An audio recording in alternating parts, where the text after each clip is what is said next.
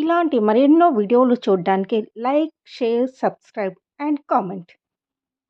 ఈరోజు ఈ వీడియోలో 2025వ సంవత్సరంలో మహాకుంభమేళా ఎప్పటి నుంచి ఎప్పటి వరకు జరుగుతుంది, ఎందుకు జరుపుతారు, కుంభమేళాలో స్నానం చేయడం వలన కలిగే ఫలితాలు ఏమిటి అనే విషయాల గురించి తెలుసుకుందాము. సాధారణంగా కుంభమేళా ప్రతి 4 సంవత్సరాలకు ఒకసారి జరుగుతుంది. అర్ధ కుంభమేళా అనేది ప్రతి 6 సంవత్సరాలకు ఒకసారి హరిద్వార్ లేక ప్రయాగలలో జరుగుతుంది. పూర్ణ కుంభమేళా అనేది ప్రతి 12 సంవత్సరాలకు ఒకసారి ప్రయాగ, హరిద్వార్, ఉజ్జయిని, నాసిక్లలో జరుగుతుంది. ఈ కుంభమేళాలో ప్రధానంగా సన్యాసులు, సాధువులు, సాధ్వీలు, కల్పవాసిలు మరియు అన్ని రంగాలకు చెందిన యాత్రికులు పాల్గొంటారు.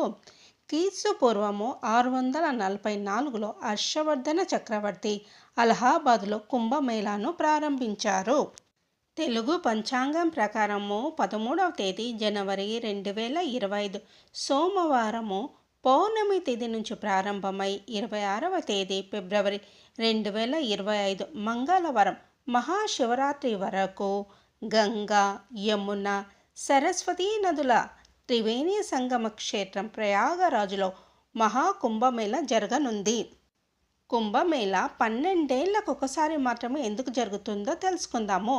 మహాకుంభమేళా 12 ఏళ్లకు ఒకసారి మాత్రమే జరుపుకోవడం వెనుక పౌరాణిక గాథలు ఉన్నాయి. పోతనామాత్యులు రచించిన మహాభారతం ప్రకారము క్షీరసాగర మథనంలో దేవతలు, రాక్షసులు కలిసి సముద్రాన్ని మథనం చేసినప్పుడు అమృతం ఉద్భవించింది. ఆ అమృతాన్ని పొందడానికి దేవతలు, రాక్షసుల మధ్య 12 దివ్య రోజుల పాటు యుద్ధం జరిగింది. ఈ 12 దివ్య రోజులు భూమిపై 12 సంవత్సరాలకు సమానమని నమ్మకము. ఈ సమయంలో అమృత భాండం నుంచి కొన్ని చుక్కలు 12 ప్రదేశాల్లో పడ్డాయని, ఆ అమృత బిందువులు 4 భూమిపై పడిన ఈ 4 ప్రదేశాల్లో కుంభమేళా నిర్వహిస్తారు. జ్యోతిష శాస్త్రం ప్రకారము గురుగ్రహము 12 సంవత్సరాలలో 12 రాశుల చుట్టూ తిరుగుతుంది. గురుగ్రహం ఒక నిర్దిష్ట రాశిలో ఉన్న సమయంలో కుంభమేళాను నిర్వహిస్తారు. కుంభమేళాలో పవిత్ర స్నానం ప్రాధాన్యత గురించి తెలుసుకుందాము. పవిత్రమైన మహాకుంభమేళాలో పవిత్ర స్నానానికి ఎంతో ప్రాధాన్యం ఉంది. ఈ శుభ సమయంలో గ్రహాలు, నక్షత్రాల సంగమం అంతా పవిత్ర జలంలో వచ్చి చేరుతుంది. ఈ సమయంలో స్నానాలు చేసిన వారికి చంద్రుడు తదితర గ్రహాల అనుగ్రహం లభిస్తుందని చాలామంది నమ్ముతారు. అంతేకాదు ఆరోగ్యము, ఐశ్వర్యంతో సహా ఎన్నో సత్ఫలితాలు ఉంటాయని విశ్వాసము. అయితే కుంభమేళాలో ఆచరించే స్నానాలు చాలా రకాలు ఉన్నాయి. అవేమిటో తెలుసుకుందాము. రాజస్నానం కుంభమేళాలో చేసే స్నానాల్లోకెల్లా అత్యంత పవిత్రమైనదిగా భావించే రాజస్నానము 13వ తేదీ జనవరి 2025న పుష్య పౌర్ణమి రోజున నిర్వహించనున్నారు. రెండో రాజస్నానము 14వ తేదీ జనవరి 2025 మకర సంక్రాంతి రోజున చేస్తారు. మూడో రాజస్నానం 29వ తేదీ జనవరి 2025 మౌని అమావాస్య రోజున చేస్తారు. నాలుగో రాజస్నానము 3వ తేదీ ఫిబ్రవరి 2025 వసంత పంచమి రోజున చేస్తారు.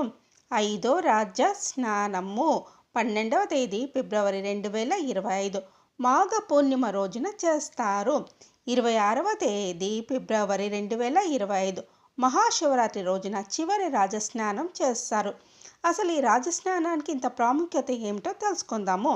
మహాకుంభమేళాలో జనవరి 13వ తేదీ నుంచి ఫిబ్రవరి 26వ తేదీ మహాశివరాత్రి వరకు కూడా పుణ్యస్నానాలు ఆచరిస్తారు.